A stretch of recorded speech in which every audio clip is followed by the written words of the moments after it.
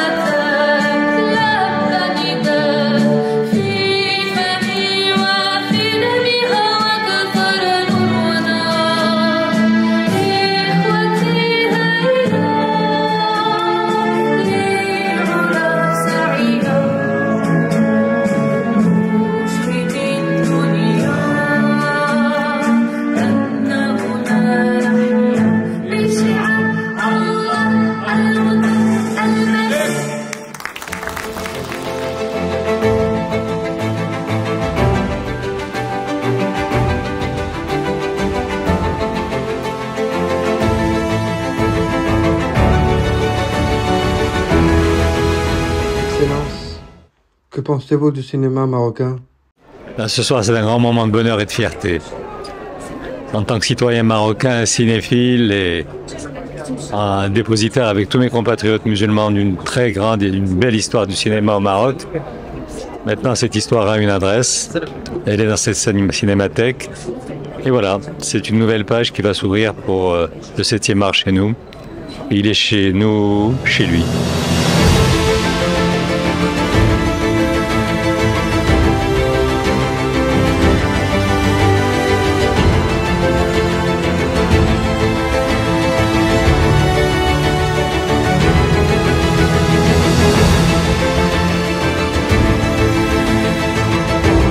Je suis Nargis Nejar et je suis la directrice de la Cinémathèque marocaine. Est-ce que vous pouvez nous parler de l'événement? Alors l'événement d'aujourd'hui, c'est l'événement d'un grand jour puisque c'est l'inauguration officielle de la Cinémathèque marocaine. C'est des années de travail. La Cinémathèque marocaine, c'est un lieu où l'on conserve toute la mémoire filmée du Maroc, cinématographique aussi. Mais nous avons aussi des archives, des documents relatifs à l'histoire du cinéma. Et cet événement est très important pour nous parce que il nous permet aussi une magnifique rampe de lancement puisque Son Altesse Royale le Prince Moulay Rachid, qui préside la Fondation internationale du film de Marrakech, nous a fait l'honneur de nous accorder la reprise de 12 films de la sélection officielle de la 21e édition.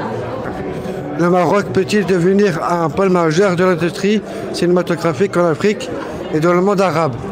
Ah oui, le Maroc non seulement peut devenir, mais l'est déjà et commence à l'être davantage. Donc pour répondre à ta question, complètement, absolument et avec force conviction.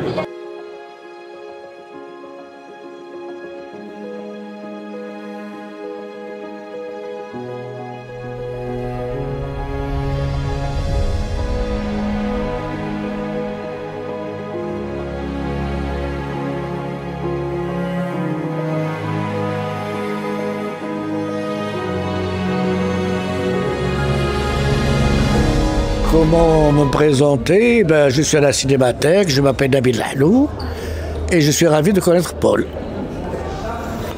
Quelle place accordez-vous aux ciné-clubs et aux initiatives locales pour éduquer les jeunes au cinéma? Il faut tout d'abord que les Marocains aient avant tout un pouvoir d'achat. S'ils n'ont pas un bon pouvoir d'achat, ils ne peuvent pas penser au divertissement. Donc il faut que, comme dit le dicton marocain, lorsque le ventre est plein, la tête peut chanter.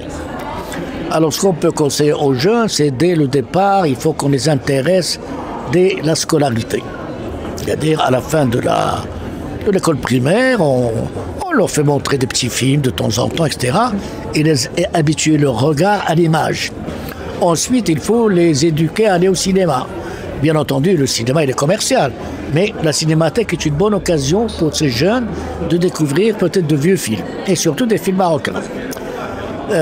Troisièmement, si tu n'as pas envie d'y aller, tu n'iras jamais. C'est une affaire d'envie.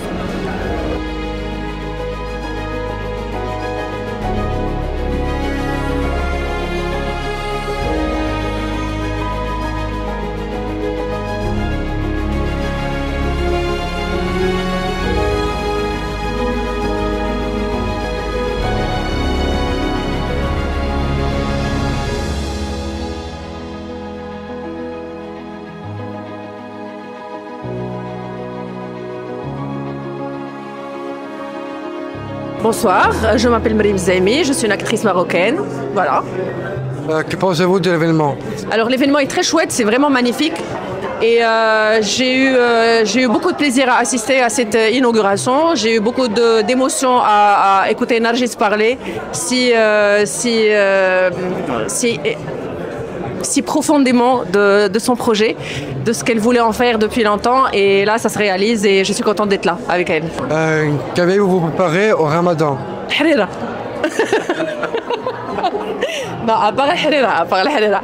Alors, je vais être, Inch'Allah, dans une série qui s'appelle Dem El Mshrouk sur la deuxième chaîne, deuxième.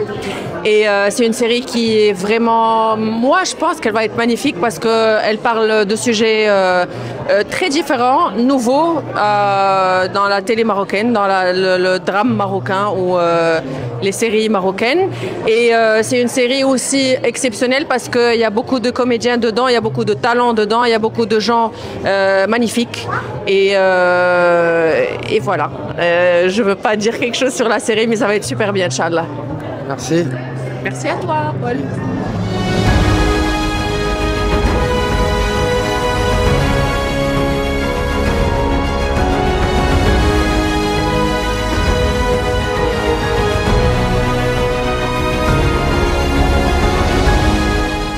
Je m'appelle Jeanne Bogrine, je suis critique cinéma et je fais partie du comité de sélection du Festival de Marrakech. Pourquoi les productions télévisuelles marocaines semblent souvent dominer sur le cinéma en termes d'audience?